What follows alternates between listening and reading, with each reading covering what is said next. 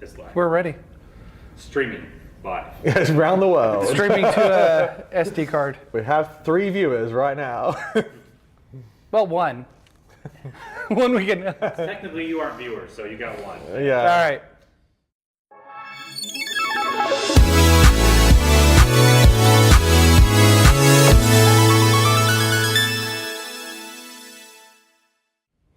Hey, welcome to Teams Fridays. I'm Michael Trusser, and with me I'm honored to have the one and only, the latest, the greatest, the hotness of Tom Arbuthnot. Hi, Thank Tom. you. Appreciate you having me on the show. We're here at Ignite in Chicago in the Jabra booth where it's quiet. From Yeah. chaos. This is a great setup you got here. So far, I'm not going to talk deep about Ignite, but early impressions on the first day and a half? Yeah, I mean, it's nice to be back with this kind of show. So I think it's about 14,000. I was just saying to... Is it that much? Yeah. Yeah. So it's like, I mean, the old peaks of the old shows were up to like 28. So we're not quite back to both wings of Chicago, but that's coming apparently. But I was just saying I've had so many good corridor conversations. I've only been to 3 sessions. Everything else is just meetings. I'm a bad attendee. I have work-related things to do, clearly. But I didn't copy my Ignite schedule to my calendar on my phone. So then I'm like, I don't know where anything's supposed to be. Oh, so here's a tip as well. They change the rooms right up to the last minute as well. So it's almost pointless doing that because the rooms change. We ran into that on the Ilya session. Yep.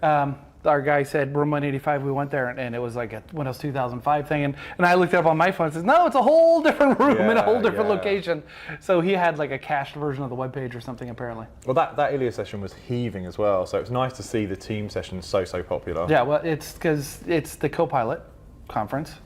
It's nice to know that the product that we are all involved in still has some relevance. Yeah, and even, I mean, definitely, we Teams has been the center of the universe for a few years, and it's not anymore. It's 320 million people using it every month. It's still a huge product, but it's not every session like it used to be. It has now gotten mature. Yeah, but I would say if you look at what's being done in Copilot, the facilitator role, even the agent type scenarios for end user stuff, it's all revolves around Teams chat, Teams meetings, Teams channels. The live translation is all in meetings. So we again Teams are one of the most adjacent products to the Copilot momentum, which is nice. Yeah, I did my theater session today, and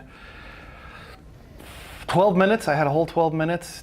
3 were basically intelligent meeting recap, intelligent speaker, and attribution, and how that leads to a better meeting recap. And I didn't have a Copilot license assigned to my account. And the demo lab, so I didn't do a Copilot demo, but it's like, it's almost like all roads lead to Copilot. Well, I mean, intelligent recap is still by far the most strong use case of AI. Like, that is the thing that if you look at the adoption numbers, everybody uses and gets value out of. It's the immediate win. I use it in work, just like Jabra is a global company, so they're headquartered out of Europe, so a lot of meetings at like 4 a.m. my time, and I'm busy sleeping.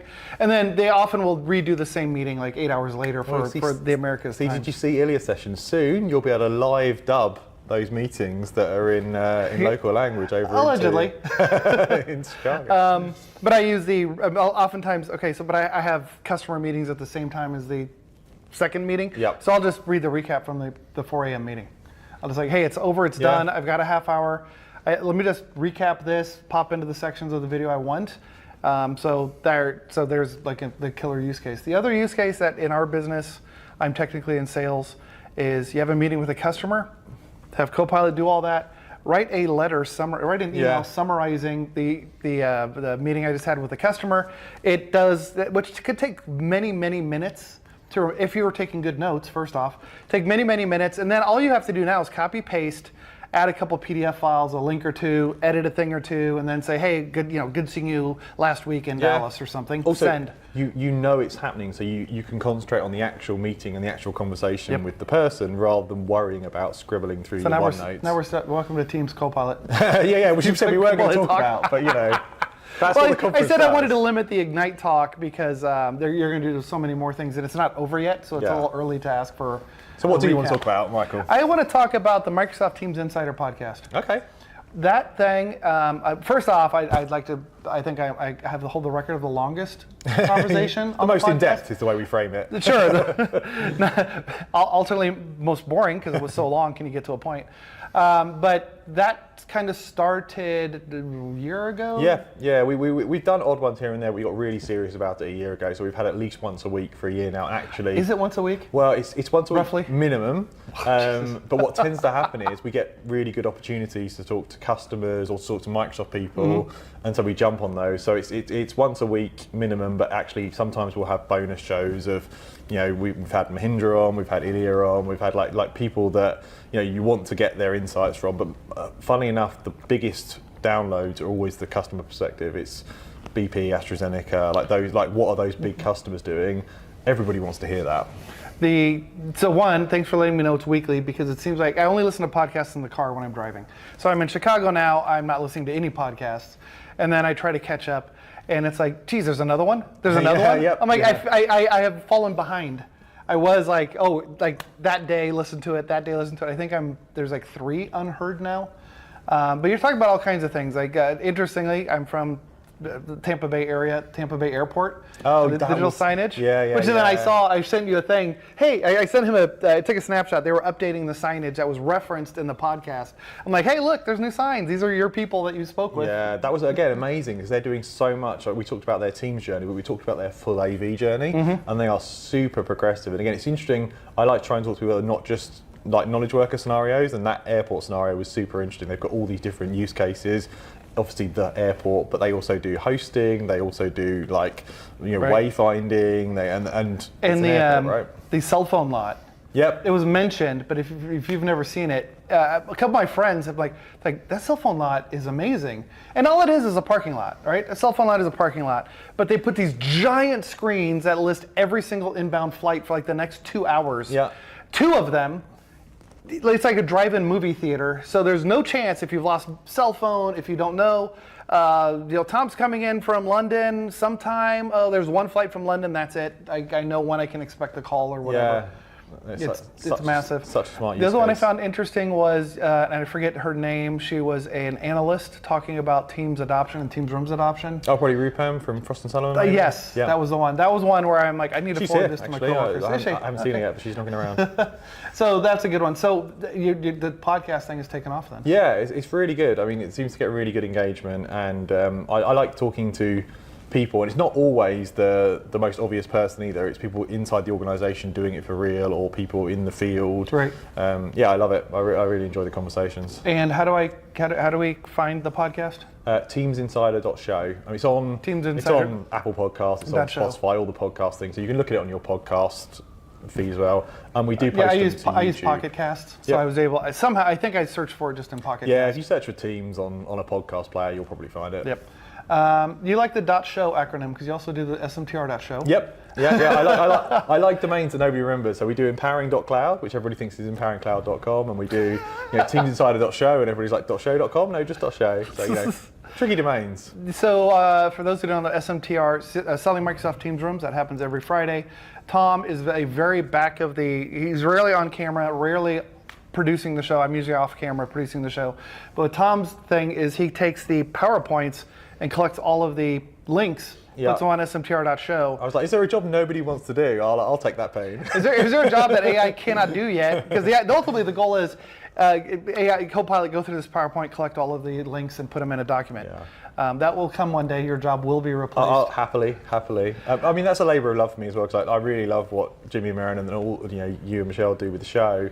But it keeps me up to date weekly because I have to go through the links, which feeds into my monthly update and other bits and pieces. But if you don't watch that show weekly on a Friday, 10 minutes, sometimes 11 if it's pushing it. 12. And it's just a great summary of everything that's going on particularly the Teams devices space, but obviously extending into the whole Teams conversation. And is there a link to the YouTube on smtr.show? Yes, there is. Yep. Okay, so go to smtr.show for more on that. And there's an email as well, so if you don't catch it live, you get an email afterwards. Yeah, you get an email with the YouTube and with the links. Oh, very nice. Well done.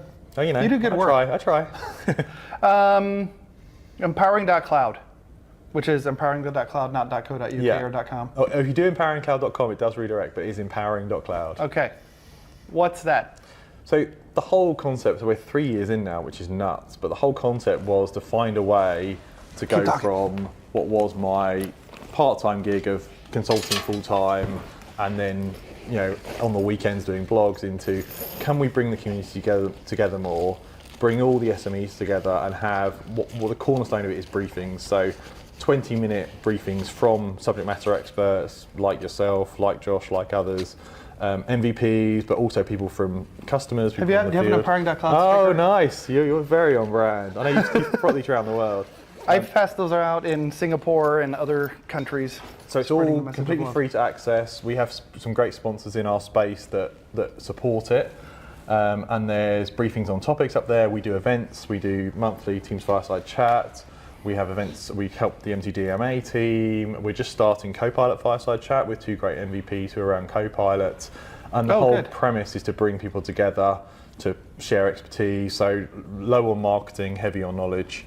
And it's doing really well. We got tons of engagement. Obviously, there's the newsletter as well. And I do get the newsletter. Right. Well, there's the sorry, because you do so many things. I just got confused. There's the video of what's new. Yeah, the and monthly. then that also then becomes into your podcast feed. Yeah. So you can listen to it or watch. Yeah, and we've just started posting the monthly video on LinkedIn and Twitter, because when we started, those platforms didn't even support video, which is crazy, again, 3 years ago. But yeah, the whole idea, all free to access, hopefully high knowledge, and we really appreciate everybody that's doing it is volunteering their time to do a briefing, to do a podcast, to do an update. And people are still doing the short snippets of technical videos, because I did 4 a couple years ago now. Yeah, we've done some of those definitely, and we'd like to bring that back. What we found actually, we started off trying to do stuff around the exam topics, but our space moves so fast, it's not actually a great model. So now we're kind of reversing into, digital signage has just come out. Let's make sure we've got a really definitive 10 minutes on how that works. And so, Tom, who are you? Where do you come from? What's your... London. London. From London? Yeah. London, Ontario, up here in Canada? Yeah. Oh, good. You have an odd accent for a Canadian. So no, my background is, originally I was actually doing Cisco Call Manager stuff, so... Yeah, but let's go before that. Oh, before You came in London, you played football? No, I was rubbish at sports. So I lived about an hour out of London, an hour north of London, a place called St Albans. So I was always into technology through school stuff, but actually then did a business degree because I didn't want to get kind of hamstrung into just tech. Right. And here we are, hamstrung in tech. And then immediately came back to tech. Yeah, exactly.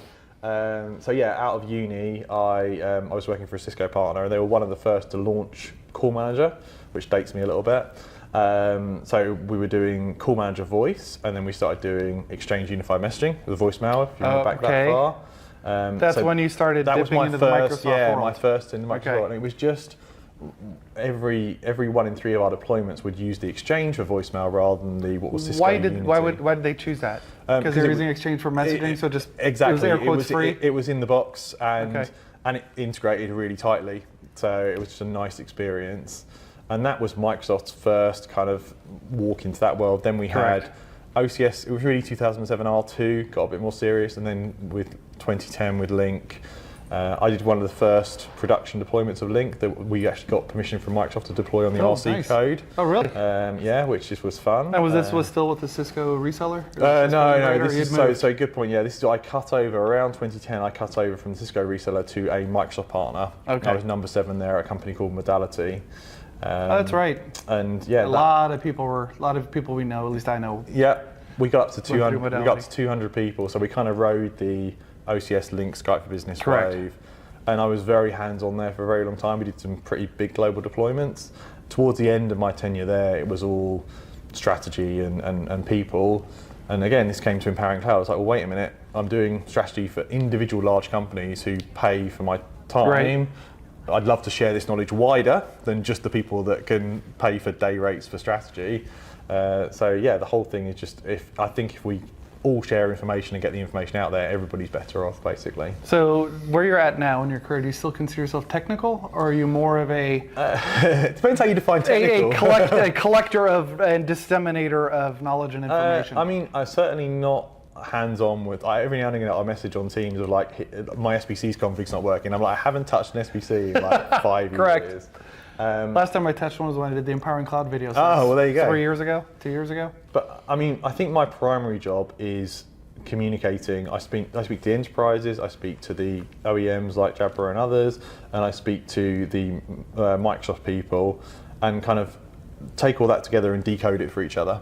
So really, I'd say my job is actually to de-technical it into English of like, here's what's being said by the Microsoft marketing, here's how I would frame it for the enterprise, here's what the device vendor's saying, here's what the enterprise actually wants.